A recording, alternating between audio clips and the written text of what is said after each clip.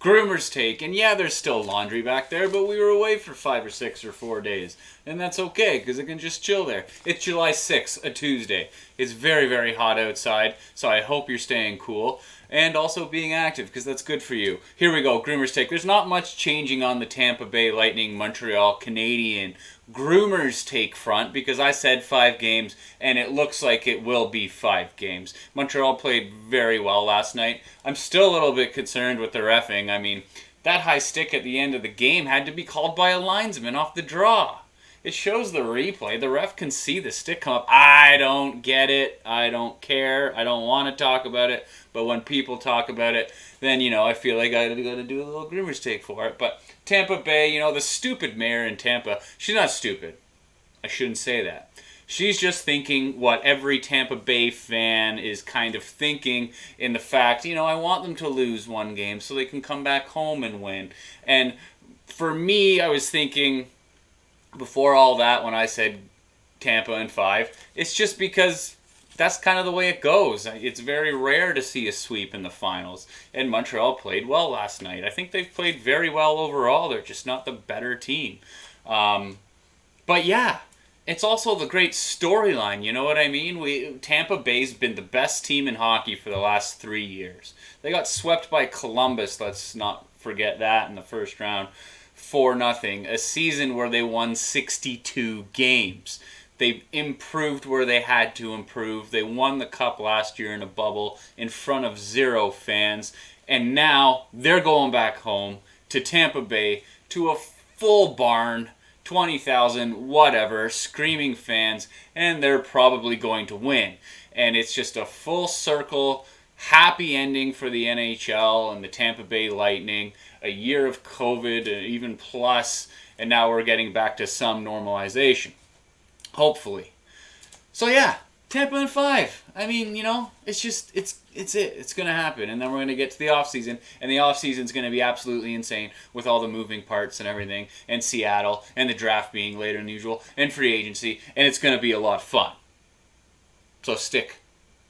We'll circle back to that, obviously. Milwaukee Bucks, Phoenix Suns starting tonight. It looks like Giannis has been upgraded to a game time decision. No, I'm lying.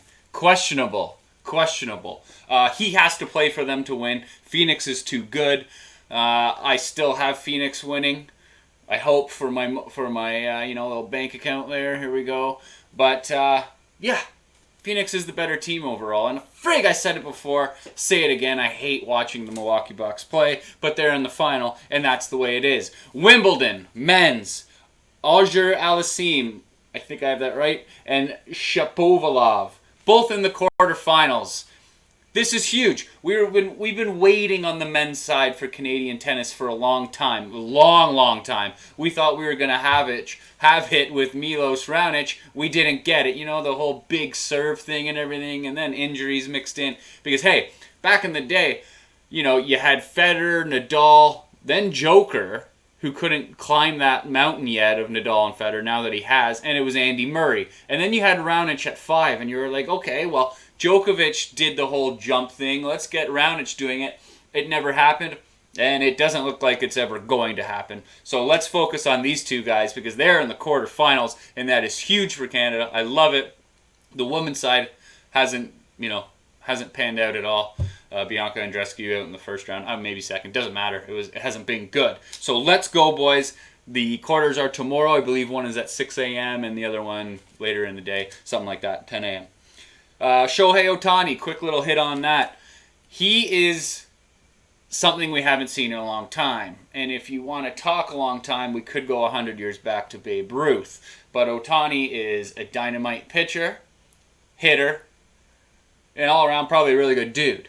But he's pitching in the All-Star game, he's DHing in the All-Star game, and he's going to take part in the Home Run Derby. Now, as a fan, as an entertainment kind of person, we all want it. You want to see this. As an Angels manager or an Angels franchise, you don't want to see it because this is a little bit too much. The guy did battle injuries for a whole year and came back. I hope it will be fine, but you see with a lot of these younger guys or even just anybody, they go into the Home Run Derby and it could really screw them up hitting wise for a month because you're just constantly trying to hit dingers. Well, I guess everyone's trying to hit dingers in this day's game.